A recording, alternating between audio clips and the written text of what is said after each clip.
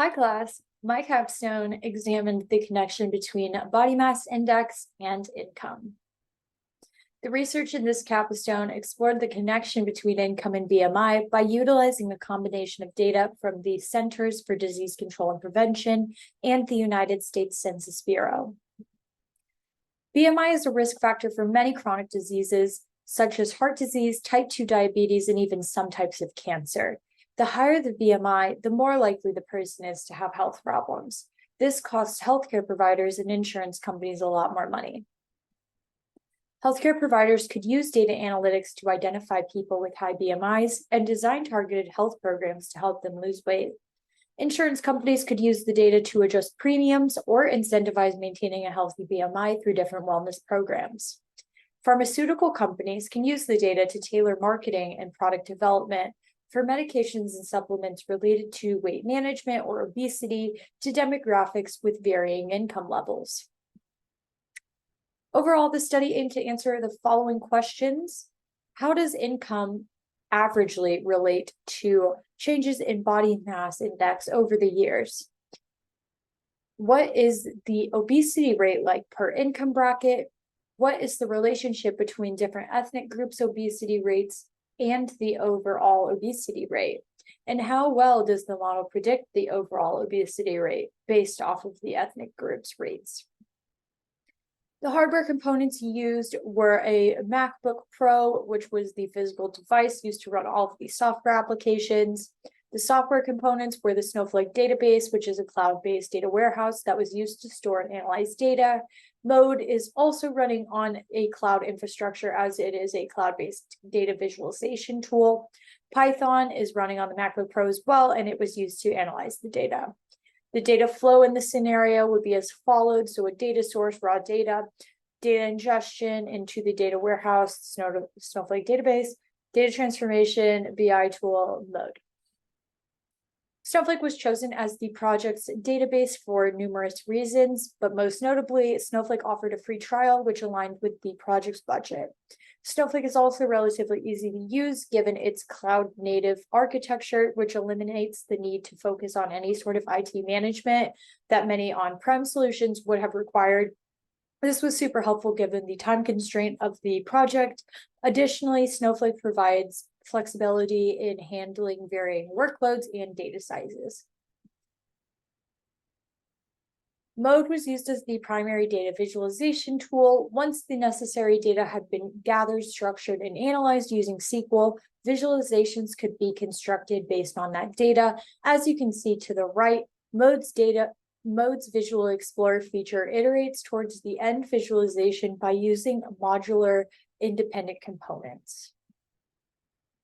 There were two statistical methods that were employed to examine the relationship between BMI and income. First, a linear regression model was used to determine the predictive nature between ethnic groups' obesity rates and the overall obesity rate. Secondly, a correlation analysis was used to investigate the changes in average BMI and average income over time. The linear regression analysis was conducted in Python, as you can see here. The results indicated that certain demographic factors influenced the overall obesity rate. It was found that the overall obesity rate was expected to increase with a higher percentage of white and Asian populations, have only a slight positive impact on Hispanic populations, and decrease with a higher percentage of Black populations. The model predicted the starting overall obesity rate of -4.65%. but the average error of 1.49%.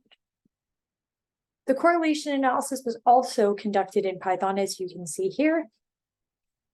The results of the correlation analysis found that despite increases in both average BMI and average income over time, the stronger correlation observed between income and time when compared to the weaker correlations between BMI and either income or time suggested that factors far beyond income are more likely to influence driving BMI trends.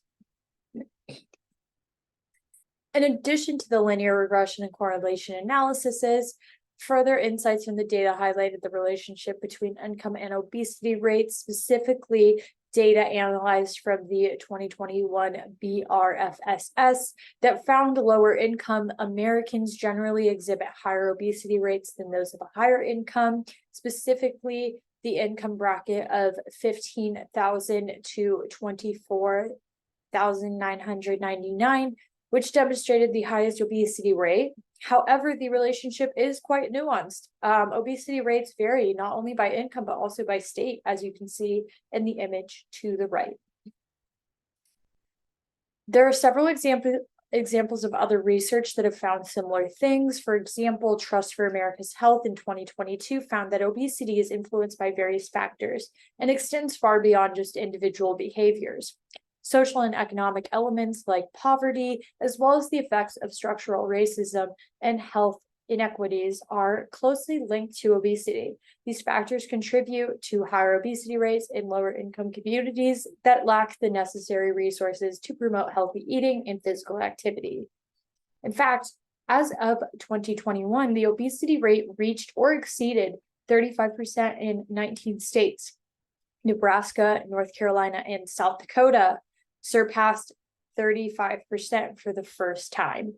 In contrast, back in 1985, no state reported an adult obesity rate exceeding 15%. In 1991, no state surpassed 20%, and in 2000, no state exceeded 25%. In conclusion, all of the data in this capstone has suggested that the progression of time may play a more significant role in the prevalence of obesity than income alone. Data analysis plays a major role in understanding the world and making informed decisions. As the dependence on data grows, it is essential to address the ethical concerns that arise during the collection, processing, and interpretation of data.